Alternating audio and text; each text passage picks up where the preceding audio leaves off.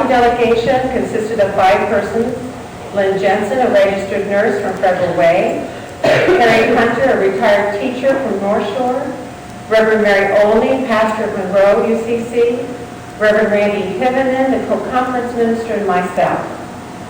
Peter Lynn, who was the co-chair of this Global Partnership Committee that sponsored this delegation, said that the purpose was to provide of considerable language and cultural differences.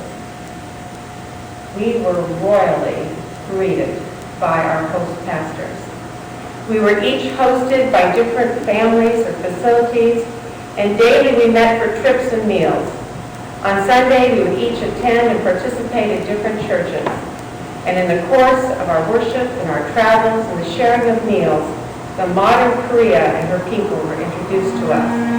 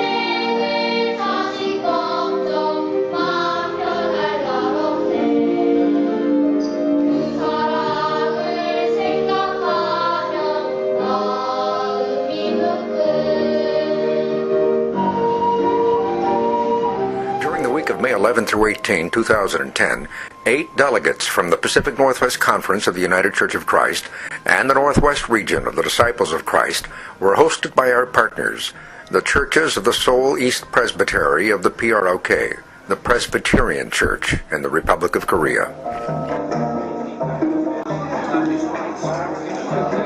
Our hosts introduced us to a sumptuous variety of authentic Korean foods, boiled egg soup, an unpronounceable variety of fish delicacies. Kathy Helseth sampled her first and last taste of baby octopus. And of course the ubiquitous kimchi, a Korean staple served with virtually every meal. Many families, we were told, even have separate kimchi-only refrigerators. It was an opportunity for all of us to brush up on our chopstick skills. Mine still need a great deal of improvement. An important ministry supported by the church is situated near strips of shadowy nightclubs located adjacent to U.S. military bases. It's called Jurabang, the Korean term for my sister's place. It's a counseling center that provides medical and legal assistance to women trapped in the Camptown sex trades, offers transportation to safe shelters, rehabilitative resources, occupational training, language classes, and art therapy. My Sister's Place is an official designated partner of global ministries of the United Church of Christ and the Christian Church Disciples of Christ. My government get funded through NGO to the women in sex trafficking. So we got the fund from my government each year. So through that fund we provide medical support and legal support. So these We sampled Korean culture and were treated to an authentic Korean dance and music production called Miso. While photos of the actual performance inside the theater were prohibited, the performers danced outside after the show, where photos with the performers were encouraged. Oh, it's good to me, and so I thank the Lord for giving me the things I need, the sun and the rain and the adversity. The Lord is good to me. Oh, the Lord is good to us, and so I thank the Lord for giving us the best of friends and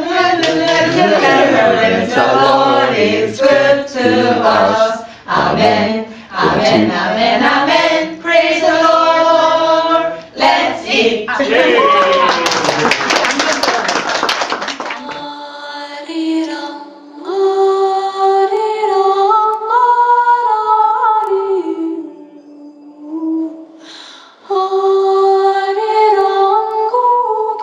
I went to Korea in May of 2012, invited by the East Seoul Presbytery of the PROK, the Presbyterian Church in the Republic of Korea.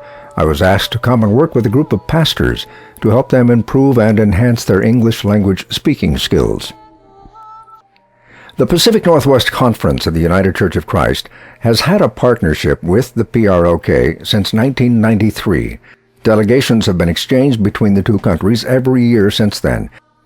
I'd like you to meet the pastors in our classes in Seoul. Most serve very small churches, some with as few as 40 or 50 members. Seo Dong-young's church is an exception. That's Dongkwon Church with more than 1,000 members.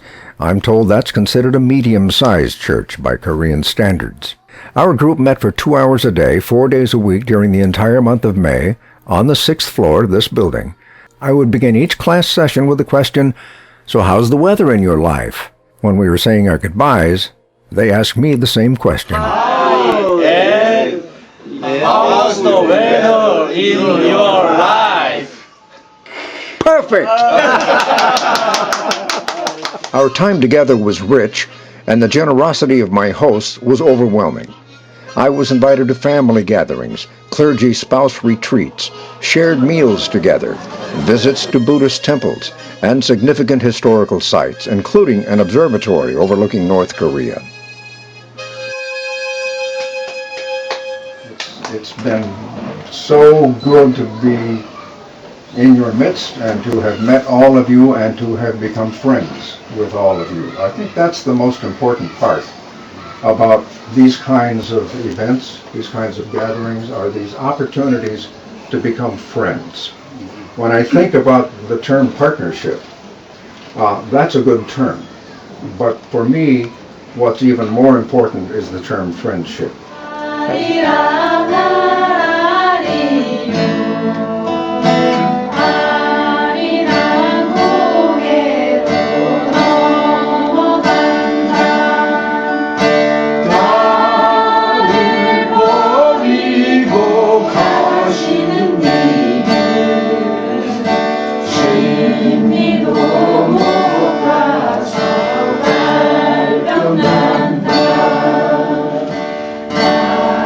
Marina.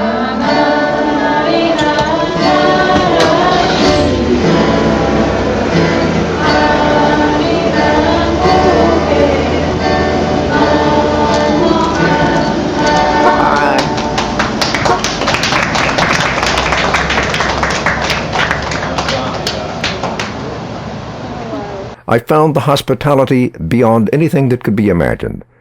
I found the food pretty good, occasionally challenging.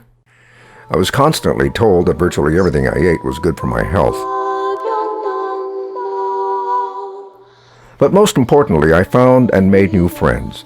I found our time together to be a living example of understanding how we are all people of God, related to one another more intricately than we might have ever known, living in a world together, singing together, praying together, being the church together, learning and experiencing new cultures and new traditions, and knowing that we are each a gift in God's creation. There's a line in the hymn In the Midst of New Dimensions that says this: "As we stand a world divided by our own self-seeking schemes, grant that we, your global village, might envision wider dreams." That's our prayer as we continue to reach out to be partners and friends all around God's world.